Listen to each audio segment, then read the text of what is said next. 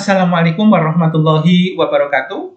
Lanjutan materi mitigasi bencana. Video kali ini kita akan membahas tentang strategi dan langkah-langkah mitigasi bencana. Kita awali dari strategi mitigasi bencana. Ada 6 strategi mitigasi bencana. 1. Pemetaan daerah rawan bencana. Kendalanya, belum seluruh wilayah Indonesia dipetakan. Dan peta yang ada belum tersosialisasi dan juga belum terintegrasi antara peta dasar satu dengan peta dasar yang lain. Yang kedua adalah pemantauan. Tujuannya untuk mengantisipasi terjadinya bencana. Seperti pos pengamatan banjir di daerah Depok ini untuk menginformasikan potensi banjir berikutnya di Jakarta. Yang ketiga adalah penyebaran informasi. Ini ditujukan kepada Pemda dan juga kepada masyarakat melalui media elektronik, cetak, dan sosial media. Yang keempat adalah sosialisasi dan penyuluhan. Sasarannya adalah Satkorlak PB, yaitu Satuan Koordinator Pelaksana Penanggulangan Bencana, dan Satlak PB, Satuan Pelaksana Penanggulangan Bencana, kemudian juga masyarakat. Tujuannya tentu untuk meningkatkan kewaspadaan dan kesiapsiagaan. Yang ketiga adalah pelatihan atau pendidikan, meliputi tata cara pengungsian, penyelamatan, baik dalam bentuk latihan biasa maupun simulasi. Yang keenam adalah peringatan dini untuk menyampaikan hasil pengamatan jika akan terjadi bencana. Berikutnya kita akan membahas satu persatu mitigasi bencana. Kita awali dari mitigasi gempa bumi. Mitigasi atau upaya pengurangan resiko gempa bumi. 1. Memastikan bangunan berkonstruksi tahan getaran atau gempa. Yang kedua, memastikan perkuatan bangunan dengan mengikuti standar berkualitas yang bagus. Ternyata beberapa bangunan rumah di Indonesia, dari daerah-daerah Indonesia, juga memiliki konstruksi tahan gempa. Tidak mesti harus mengikuti bentuk rumah tahan gempa yang berasal dari luar negeri. Yang ketiga, pembangunan fasilitas umum juga standar kualitas yang tinggi. Perlu ditambah kerangka-kerangka yang memperkuat dari bangunan tersebut. Yang keempat, memastikan kekuatan bangunan vital yang telah ada. Dan yang kelima, rencanakan penempatan pemukiman untuk mengurangi tingkat kepadatan hunian di daerah yang rawan bencana. Langkah-langkah ketika bencana gempa bumi. Yang pertama, pra-gempa bumi atau sebelum bencana gempa bumi. 1. Mengenali bencana gempa bumi. Pastikan bahwa struktur dan letak rumah dapat terhindar dari bahaya gempa bumi. Yang kedua, kenali lingkungan tempat bekerja atau tempat tinggal Anda, yaitu letak pintu, lift, tangga darurat, dan tempat paling aman untuk berlindung. Yang ketiga adalah persiapan rutin tempat bekerja dan tinggal. Perabotan diatur menempel pada dinding, dipaku, diikat, dan lain-lain. Simpan bahan bakar yang mudah terbakar, meledak, seperti matikan air, gas, listrik, dan bila selesai supaya tidak berpotensi dan tidak beresiko. Yang keempat, penyebab celaka yang paling banyak adalah benda yang jatuh. Nah, aturlah benda itu dengan kebiasaan yang berat ditaruh di bawah, yang kuat atau yang ringan ditaruh di atas. Kemudian saat terjadi gempa, apa yang mesti dilakukan? Jika Anda berada di dalam bangunan, adalah apa yang harus dilakukan? 1. Lari keluar bila memungkinkan. Hal ini bila rumah tinggalnya adalah satu lantai atau tidak tingkat. Namun bila rumah tinggalnya atau kalian berada pada tempat yang gedung tinggi, maka cari tempat yang relatif aman di sekitar Anda bila sedang berada di gedung yang tinggi. Lindungi badan atau kepala Anda dari reruntuhan, baik itu di samping tiang beton, di bawah meja, dan lain-lain. Dan jangan berpikir untuk turun ketika sedang berlangsung gempa bumi. Apalagi keluar lewat lift atau eskalator adalah tidak diperbolehkan. Yang kedua, jika kalian berada di luar ruangan atau di area terbuka, maka yang harus dilakukan pertama kali adalah menjauh dari gedung atau bangunan, tiang listrik, pohon, dan lain-lain. Waspadai tanah pijakan kita, tanah yang tempat kita berlari, karena adalah berpotensi retak dan melebar. Kemudian yang ketiga, jika kita sedang mengendarai kendaraan, baik sepeda motor ataupun mobil, maka segera keluar dan turun, menjauh dari kendaraan tersebut. Hindari kendaraan jika terjadi pergeseran, kebakaran, atau peledakan. Jika sedang berada di pantai, jauhi pantai atau menuju ke tempat yang tinggi untuk menghindari bahaya tsunami. Dan jika tinggal atau sedang berada di pegunungan, jauhi dan hindari daerah-daerah yang mungkin terjadi longsoran, seperti lereng dan tebing yang terjal. Ketika pasca gempa bumi atau setelah gempa bumi, jika Anda berada di dalam ruangan, keluar dari bangunan dengan tertib. Jangan menggunakan tangga berjalan, ya, tidak boleh ini ya. Maka gunakanlah tangga biasa. Nah, saat setelah gempa selesai diizinkan. Kemudian periksa apa ada korban. Kalau ada, segera lakukan P3K. Telepon dan mintalah pertolongan.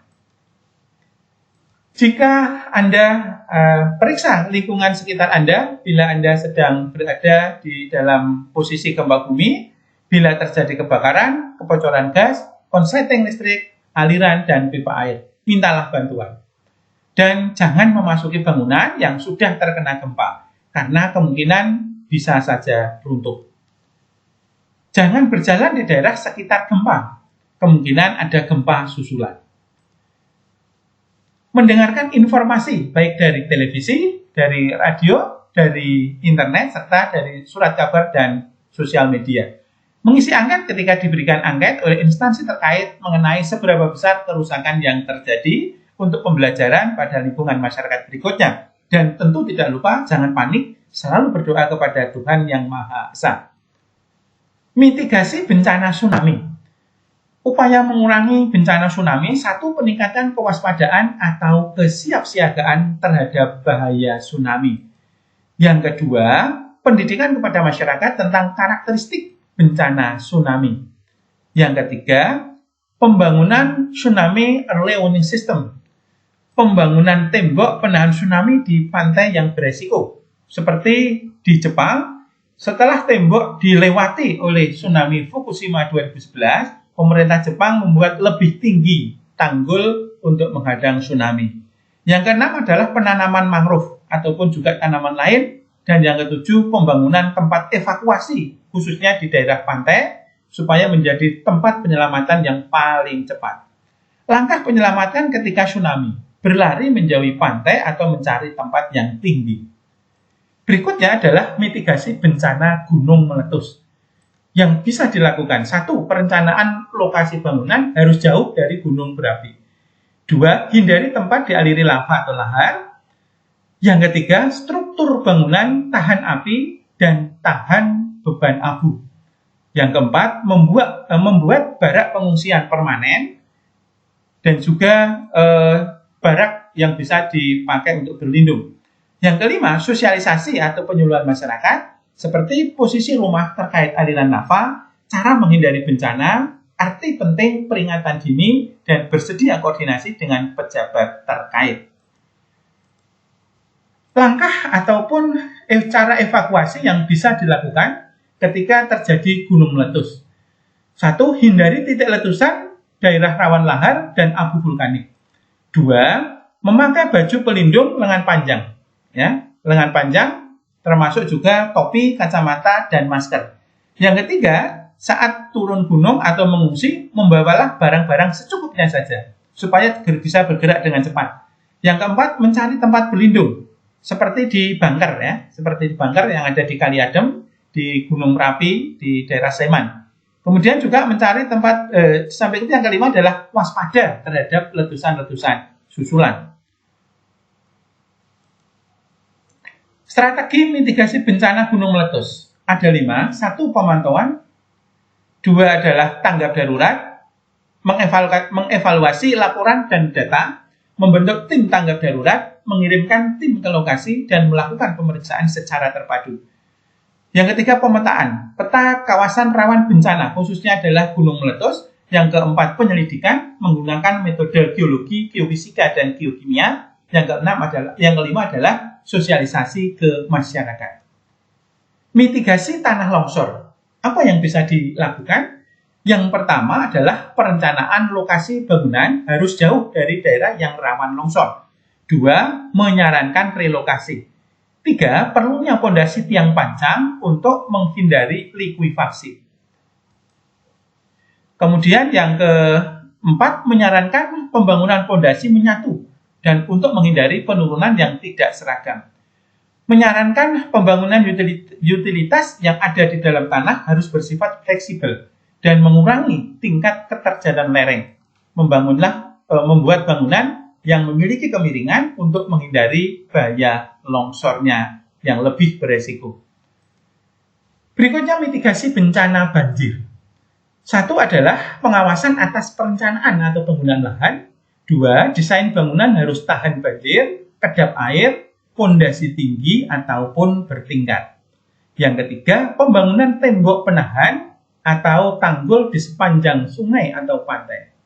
Yang keempat, pembangunan saluran atau drainase dan pembersihan sedimen, walaupun ini terkait juga dengan nomor 3. Dan yang kelima adalah penyuluhan atau pelatihan tentang waspada banjir dan penggundulan hutan. Mitigasi bencana kebakaran. 1. Pembuatan atau sosialisasi untuk pencegahan kebakaran. 2. Peningkatan penegakan hukum. 3. Pembentukan pasukan pemadam kebakaran, khususnya untuk penanganan pemadam kebakaran secara dini. Yang keempat, pembuatan waduk-waduk kecil seperti waduk polder ya di depan stasiun Tawang Semarang, bak penampungan air, dan juga hidran. Yang kelima, pengawasan pembakaran lahan secara ketat. Dan yang keenam, penanaman kembali kawasan hutan daerah-daerah yang sangat gersang. Berikutnya adalah mitigasi bencana kekeringan.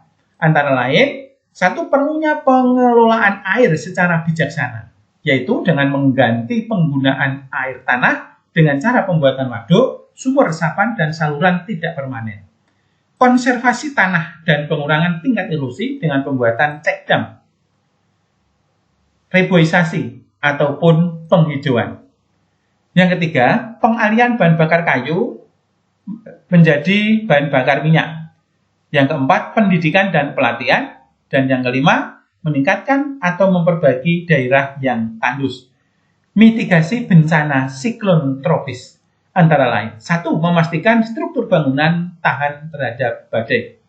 2. Penerapan aturan standar bangunan. 3. Pembangunan fasilitas yang terlindung dari serangan angin topan. Dan yang keempat, penghijauan di bagian atas arah angin untuk meredam gaya angin, seperti tanaman bambu atau hutan bambu yang fungsinya untuk menghambat atau membuat kekuatan angin menjadi berkurang. Mitigasi wabah penyakit. 1 adalah menyiapkan pemerintah dan masyarakat untuk memahami risiko bila wabah terjadi serta cara menghadapinya. 2. Menyiapkan produk hukum yang memadai untuk mendukung upaya pencegahan bila wabah terjadi. Dan yang keempat, menyiapkan infrastruktur, baik sumber daya manusia yang profesional, prasarana atau rumah sakit, komunikasi, transportasi, logistik, serta pembiayaan. Mitigasi konflik. Memelihara stabilitas, ketentraman, dan ketertiban. Yang kedua, mendukung demokratisasi politik dengan etika budaya politik sesuai dengan Pancasila dan Undang-Undang Dasar 45. 3. Mengembangkan supremasi hukum dengan menegakkan hukum. 4. Meningkatkan pemahaman dan penegakan HAM. Dan yang kelima adalah meningkatkan kinerja aparatur negara. Indonesia adalah wilayah yang rawan akan bencana. Mari kita selalu waspada. Terima kasih atas perhatiannya. Mohon maaf segala kekurangan. Wassalamualaikum warahmatullahi wabarakatuh.